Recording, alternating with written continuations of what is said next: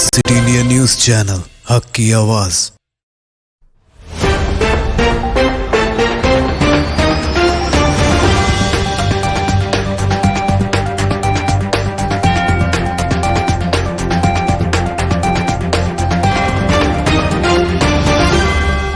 अस्सलामुअलैकुम नाज़रीन, city India news के बैनुल-अक़वामी खबरों के बुलेटिन मंजर आलम की खबरों में सबसे पहले देखेंगे हदीस शरीफ।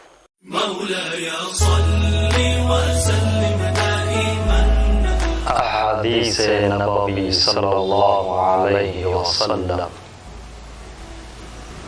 अहब्बुल बिलादि इलल्लाहि मसाजिदुहा। अल्लाह के नज़दीक सबसे ज़्यादा महबूब जगह मस्जिदें हैं। कोई आप जैसा होगा ना कोई आप जैसा था। रुख करेंगे आज की अहम और तफसीली खबरों की जानिब। अमेरिकी सेनेट ने डेमोक्रेट्स की पेश करदा बजट करारदाद को मंजूर कर लिया है, जिसमें सदर जो बाइडेन का 19 खरब डॉलर का कोरोना वायरस इमदादी बिल भी शामिल है। बजट करारदाद पर नायब सदर कमला हैरिस ने टाई ब्रेकर वोट डाला है। डेमोक्रेट्स अब इस बिल को अमेरिकी ऐवान नुमाइंदगान में मंजूरी के लिए पेश करेंगे। 15 घंटे की तवील बहस और मुतअद्दिद तरमीम पर वोटिंग के बाद भी करारदाद सेनेट में जमाती बुनियादों पर 50 के मुकाबले में 50 वोट से बराबर रही, जिस पर नायब सदर कमला हैरिस के टाई ब्रेकर वोट से बिल कलील हिमायत के साथ मंजूर हुआ। आखिरी वोट से पहले डेमोक्रेट्स ने बाज़ मामलात जिनमें के स्टोनएक्स पाइपलाइन और अमेरिका में रहने वाले गैर कानूनी तारिकिन वतन के मामले में समझौते की ऑफर की थी। ये पहला मौका है कि नायब सदर कमला हैरिस ने किसी भी कानून साजी के दौरान टाई ब्रेकर वोट डाला है। I'm accompanied by the Vice President and the Secretary of Treasury, Janet Yellen, and I want to talk today about our plan. And the January job numbers came out today. And while we're grateful for everyone who found work and is earning a paycheck, it's very clear our economy is still in trouble. We added just 6,000 private sector jobs in the country last month. Overall, we added 49,000 jobs. And this at a time when we have more than 10 million people out of work. 4 million people have been out of work for 6 months or longer. And 2.5 million women have been driven from the workforce. 15 million Americans are behind in the rental payments. 24 million adults and 12 million children literally don't have enough food to eat. These aren't Democrats or Republicans, they're Americans, and they're suffering. They're suffering not because of anything they did. Through no fault of their own, they're suffering. Once-in-a-century virus has decimated our economy, and it's still wreaking havoc on our economy today. And so much of it is still about the virus. We're still in the teeth of this pandemic. In fact, January was the single deadliest month of the whole pandemic. We lost nearly 100,000 lives. I know some in Congress think we've already done enough to deal with the crisis in the country. Others think that things are getting better and we can afford to sit back and either do little or do nothing at all. That's not what I see. I see enormous pain in this country. A lot of folks out of work, a lot of folks going hungry, staring at the ceiling tonight wondering, what am I going to do tomorrow? A lot of folks trying to figure out how to keep their jobs and take care of their children. A lot of folks reaching the breaking point. Suicides are up, mental health needs are increasing, violence against women and children is increasing. A lot of folks are losing hope. And I believe the American people are looking right now to their government for help, to do our job, to not let them down.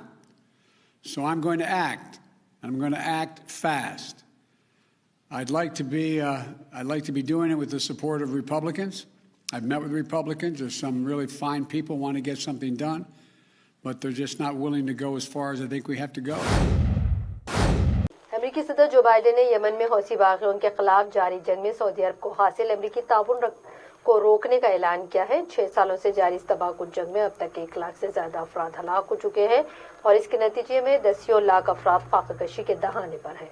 امریکہ کی خارجہ policy سے متعلق اپنی پہلی اہم تقریر میں صدر بائیڈن نے واضح الفاظ میں کہا کہ یمن میں جنگ ختم ہونی چاہیے اور سن 2014 میں یمن کی کمزور حکومت اور حوثی باغیوں کے مابین ایک تنازع شروع ہوا۔ ایک سال بعد تنازع نے اس وقت شدید شکل اختیار کر لی جب سعودی عرب سمیت 8 عرب ممالک نے امریکہ، برطانیہ اور فرانس کی حمایت سے حوثی باغیوں پر فضائی حملے شروع کیے اور یہ حملے ہنوز جاری ہیں۔ جو بائیڈن نے جنوری میں اقتدار سنبھالنے کے بعد بہت سے اہم فیصلے کیے ہیں اور اپنے پیش رو صدر ٹرمپ کے کچھ فیصلوں کو الٹ دیا ہے۔ برازیل میں گزشتہ 24 گھنٹوں کے دوران 1239 کرونا وائرس مریضوں کے ہلاک ہونے کی اطلاع ہے۔ مقامی میڈیا رپورٹس کے مطابق کرونا وبا کے متاثرین کی تعداد بڑھنے کے ساتھ ساتھ ہلاک ہونے والوں کی تعداد میں بھی لگاتار اضافہ ہو رہا ہے، جس کے بعد ہلاک شدگان کی تعداد 23,000 سے اوپر پہنچ چکی ہے۔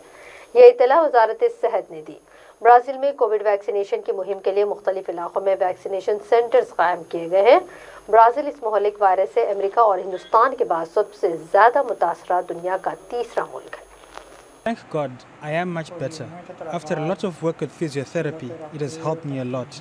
Nós fomos orientados a tratá-lo em casa, porque lá não. We were told to treat him at home because they have no capacity to receive more patients. There's also a lack of oxygen tanks for patients and the corridors are full. É uma guerra. It's a war with no gunshots, but there are fatal victims. Corruption has put inoculation in the Amazonas state on hold. Health professionals, the elderly, indigenous people considered to be more vulnerable should have been vaccinated first. But there are allegations some people, like rich businessmen, have managed to skip the line.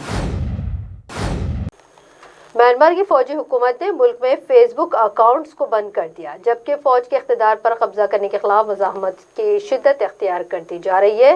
Yangon میں سینکڑوں مظاہرین نے اس کے خلاف احتجاج کیا ہے۔ اس بڑے عوامی مظاہرے میں یونیورسٹی آف ینگون اور شہر کے سرگرم کارکنوں نے حصہ لیا اور فوج سے مطالبہ کیا کہ وہ اقتدار عوام کے منتخب نمائندوں کو سونپ کر واپس چلی جائے۔ دوسری جانب فوجی عہدیداروں کی طرف سے گرفتاریوں کی کارروائیاں بھی لگاتار جاری ہیں۔ اسی بیچ وزارت مواصلات نے کہا کہ ملک میں امن برقرار رکھنے کے لیے فیس بک کو اتوار تک کے لیے بند کر دیا گیا ہے۔ ملک کی کلیدی موبائل نیٹ ورک کمپنی نے اسے انسانی حقوق کی بین الاقوامی قانون کی خلاف ورزی بتایا۔ واضح ہے کہ فیس بک میانمار میں سب سے زیادہ مقبول سوشل میڈیا پلیٹ فارم ہے، جسے شہری اور فوجی عہدیدار ایک ساہی طور پر استعمال کرتے ہیں۔ We have no access to any news, no news about Mother Aung San Suu Kyi.